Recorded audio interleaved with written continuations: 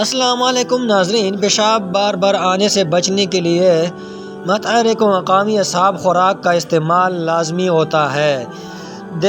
جیسے کہ ہم انشاءاللہ بتاتے چلتے ہیں، آپ نے یہ ویڈیو پوری دیکھنی ہے اور اس پہ عمل کرنا ہے، انشاءاللہ آپ کو بار بار پیشاب کا عذاب سے چھٹکارا مل جائے گا۔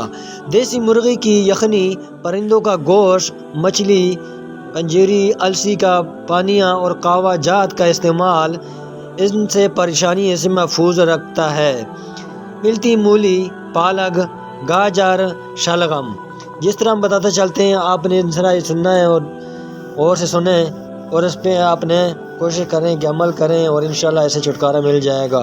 سوئی ننچی کے پھول، مٹن، مرغ، بیڑ، تیر، پختہ کبوتر، دیسی انڈے اور مچھلی کا متعدل استعمال انتہائی مفید ثابت ہوتا ہے۔ تو ہماری کوشش ہوتی ہے کہ اچھی سے اچھی ویڈیو آپ کے لیے بنا کے اور آزمائے ہوئے آپ کو بتائیں۔ طرز غذائی اجزاء: لیمن، کنو، گیری فروٹ، اناناس، ترش انار کا اور اچار وغیرہ سے مکمل پرہیز کرنا ہی فائدہ ہوتا ہے۔ بلغم پیدا کرنے والا خوراک: دہی، سادہ دودھ، کھجور، شکرقندی، آلو، گوبھی، دال، ماش وغیرہ سے بھی دور رہنے میں ہی عافیت ہوتی ہے۔ اس طرح سے چار دیواری میں جسم ورم اب کرنے کے بعد ورزش لازمی کریں۔ اگر ورزش کرنا کا مکمل نہ ہو تو پورا دن میں پر تلوں کے تیل سے مالش ضرور کروائیں۔